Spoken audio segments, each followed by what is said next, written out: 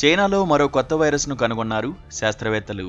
జంతువుల నుంచి మానవుడికి వ్యాపించే ప్రమాదం కలిగి ఉన్న కొత్త వైరస్ చైనా పరిశోధకులు గుర్తించారు.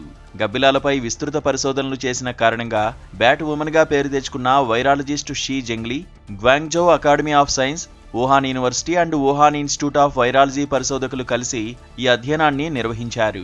గతంలో వుహాన్ పరిశోధన కేంద్రం నుంచే కోవిడ్-19కి కారణమయ్యే కరోనా వైరస్ లీక్ అయిందనే ఆరోపణలు ఉన్నాయి.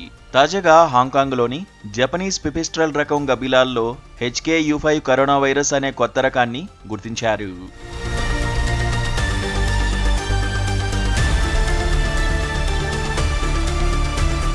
ఈ వైరస్ మెర్బెకో వైరస్ ఉపజాతి నుంచి వచ్చింది.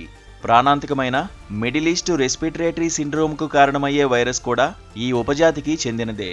ఈ వైరస్ మానవ యాంజియోటెన్సిస్ కన్వర్టింగ్ ఎంజైమ్తో బంధం ఏర్పరచుకుంటుంది.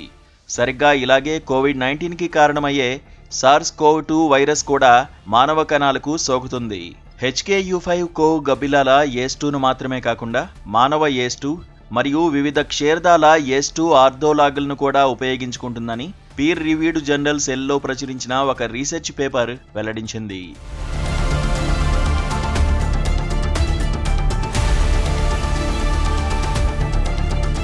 గబ్బిలాల నమూనాల నుంచి వైరస్ వేరు చేసినప్పుడు అది మానవ కణాలకు, అలాగే సూక్ష్మీకరించబడిన శ్వాసకోశ, పేగు అవయవాలను పోలి ఉండే కృత్రిమంగా పెరిగిన కణాలకు సోకుతుందని పరిశోధకులు కనుగొన్నారు.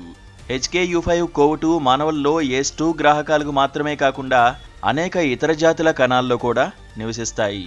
ఇవన్నీ ఇంటర్మీడియట్ హోస్టులుగా పనిచేసి మానవులకు వ్యాపింపజేసే అవకాశం ఉంది. వైరస్పై మరింత పర్యవేక్షణ అవసరమని, అయితే దాని సామర్థ్యం కోవిడ్ వైరస్ కంటే తక్కువగా ఉన్నట్లు పరిశోధకులు చెప్పారు.